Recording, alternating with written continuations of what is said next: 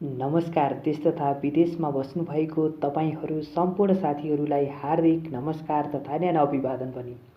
आज मैले यस भिडियोमा ग्रीन भेन्चर्स लिमिटेड कम्पनीको आइपिओ आउने मिति फिक्स भएको छ। यस कम्पनीको आइपिओ कहिलेदेखि कहिलेसम्म भर्न सकिन्छ, कति आवेदन दिने, कम्पनीको अवस्था कस्तो छ, यी सम्पूर्ण कुराको जानकारी यस भिडियोमा दिनेछु। भिडियो अन्तिमसम्म हेरिदिनुहोला। यस कम्पनीको वित्तीय अवस्था कस्तो छ, सर्वसाधारणलाई जारी गर्ने आइपिओ, पहिलो कारोबार र कम्पनीको आधारभूत विश्लेषण यस भिडियोमा गर्नेछु, ताकि तपाईहरूले यदि दोस्रो बजारमा यस कम्पनीको सेयर खरिद बिक्री गर्न चाहनुभयो भने पनि धेरै कुरा यस कम्पनीको बारेमा थाहा पाउनुहुनेछ। र अहिलेसम्म यस च्यानललाई सब्स्क्राइब गर्नुभएको छैन भने सब्स्क्राइब गरिदिनुहोला र नजिकै रहेको बेल आइकन पनि प्रेस गरिदिनुहोला। सब्स्क्राइब गरेर बेल आइकन प्रेस गरिदिनुभयो भने सेयर बजार सम्बन्धी तपाईको कुनै पनि महत्त्वपूर्ण भिडियो छुट्ने छैन। अब भिडियो सुरु गरौँ। कम्पनी ऐन 2063 अन्तर्गत स्थापित ग्रीन भेन्चर्स लिमिटेड कम्पनीको रजिस्ट्रार कार्यालय काठमाडौँ जिल्ला, काठमाडौँ महानगरपालिका, वडा नम्बर 28, पुतली सडकमा रहेको छ। सम्बन्धित निकायमा आवश्यकता अनुसार स्वीकृति लिई अन्य ठाउँमा पनि शाखा कार्यालय खोल्न सकिने व्यवस्था रहेको छ। यस कम्पनीको जलविद्युत उत्पादन केन्द्र ओखलढुङ्गा जिल्लाको खिचिदेम्पा गाउँपालिका वडा नम्बर 1 र 3, साबिक रगनी गाविस र खिजी टन्डेश्वरी गाविस रहेको छ तथा रामेछाप जिल्लाको उमाकुण्ड गाउँपालिका वडा नम्बर 7 मा अवस्थित रहेको छ। नेपालमा रहेको अपार जलस्रोतको उपयोग गरी जलविद्युत आयोजनाहरूको पहिचान गरी सम्भाव्यता अध्ययन, निर्माण र सञ्चालन गर्ने अभिप्रायले निजी क्षेत्रका उद्यमीहरू मिलेर यस ग्रीन भेन्चर्स लिमिटेड कम्पनी ऐन 2063 बमोजिम मिति 2061 साल मसिर 22 गते नेपाल सरकार कम्पनी रजिस्ट्रारको कार्यालय प्राइभेट लिमिटेड कम्पनीको रूपमा दर्ता भई कारोबार सञ्चालन गर्दै आएको कम्पनी थियो। यस कम्पनीको आयोजना प्रभावित क्षेत्रका स्थानीय बासिन्दा सर्वसाधारणलाई सहभागिता विस्तार गर्ने हेतुले 2075 साल फागुन 13 गतेदेखि कम्पनी ऐन 2063 बमोजिम पब्लिक लिमिटेड कम्पनीमा रूपान्तर भई कारोबार सञ्चालन गर्दै आएको कुरा म तपाईहरूलाई राख्न चाहन्छु। यस कम्पनीमा 28 जना संस्थापक शेयरधनीहरू रहेका छन् र यस कम्पनीको संस्थापक शेयरधनीहरूमा विद्युत, बैंक, वित्तीय क्षेत्र, स्वास्थ्य, शैक्षिक क्षेत्र एवं व्यापार व्यवसायको साथै व्यवस्थापन क्षेत्रमा लामो समयदेखि दखल भएका प्रतिष्ठित व्यक्तिहरू रहेका छन् र यस कम्पनीले ओखलढुङ्गा जिल्लाको लिखु 4 जलविद्युत आयोजनाबाट 52.4 मेगावाट जलविद्युत उत्पादन गर्ने उद्देश्य र अन्य जलविद्युत आयोजनाको निर्माण, उत्पादन तथा सञ्चालन गर्ने विद्युत उत्पादनको अनुमति पत्र नेपाल सरकार ऊर्जा मन्त्रालयबाट क्रमशः मिति 2068 साल 11 महिना 28 गते र मिति 2074 साल 2 महिना 12 गतेका दिन प्राप्त गरेको हो। कम्पनी र प्राधिकरण बीच मिति 2073 साल 3 महिना 29 मा लिखु 4 जलविद्युत आयोजना 52.4 मेगावाटको खरिद बिक्री सम्झौता PPA व्यापारिक विद्युत उत्पादन सुरु गर्नुपर्ने मिति 2020 अक्टोबर 16 अर्थात् 2077 6 महिना 30 गते उल्लेख गरिएकोमा हाल कम्पनी र प्राधिकरण बीच मिति 2078 साल 7 महिना 22 मा लिखु 4 जलविद्युत आयोजना 52.4 मेगावाटको खरिद बिक्री सम्झौता PPA को दोस्रो संशोधन व्यापारिक विद्युत उत्पादन सुरु गर्नुपर्ने मिति 2021 सेप्टेम्बर 30 अर्थात् 2078 6 महिना 14 मा तोकिएको छ।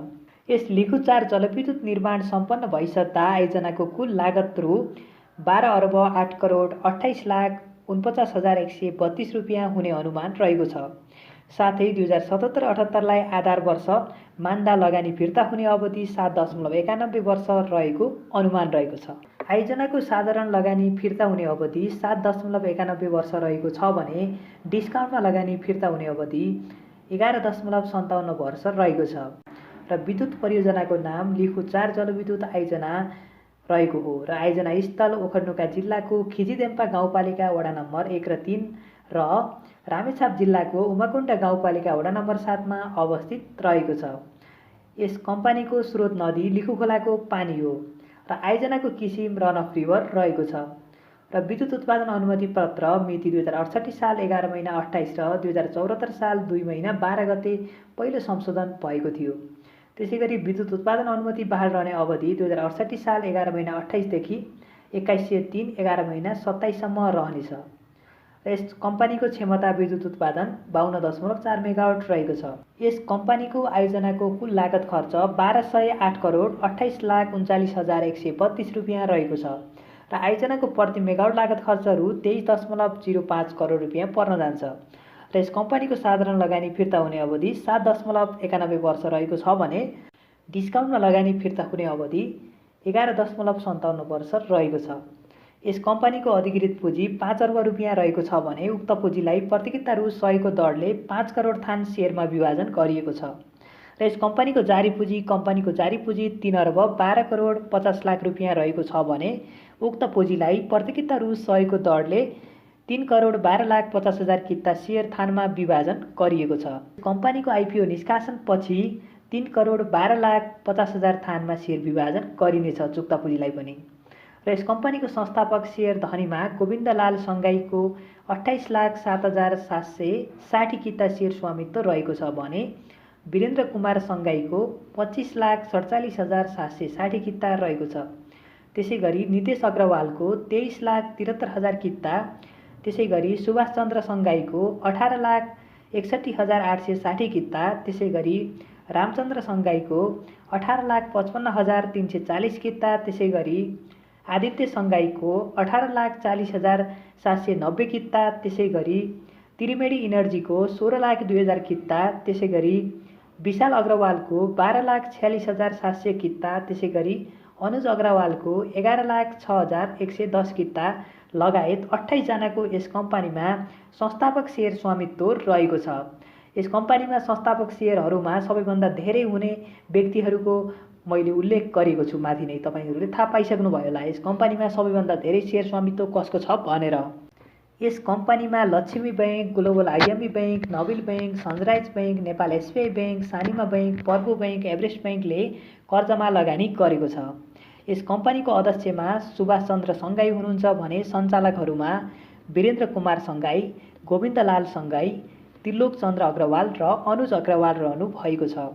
यस कम्पनीको प्रति शेयर आम्दानी 2076-77 सालको -3.06 रुपियाँ रहेको छ भने 2077-78 सालको -0.42 रुपियाँ रहेको छ। यस कम्पनीले 2080-81 सालमा इपिएस 10.27 रुपियाँ पुर्याउने लक्ष्य राखेको छ। यस कम्पनीको प्रति शेयर नेटवर्थ अर्थात् बुक भ्यालु 2076-77 सालको 90 रुपियाँ 59 पैसा रहेको छ भने 2077-78 सालको बुक भ्यालु 91 रुपियाँ 86 पैसा रहेको छ। यस कम्पनीको पहिलो कारोबार 91.86 रुपियाँदेखि 275 रुपियाँ 58 पैसामा हुनेछ र यही भित्रमा पनि पहिलो कारोबार हुने देखिन्छ। र यस कम्पनीको विद्युत उत्पादन अन्तिम चरणमा रहेको छ। जलविद्युत कम्पनीको प्रमुख आम्दानी नै विद्युत खरिद बिक्री भएको कारणले गर्दा पनि हामीले यस कुरामा ध्यान दिनुपर्ने हुन्छ। अब यस कम्पनीको आइपिओको बारेमा चर्चा गरौँ।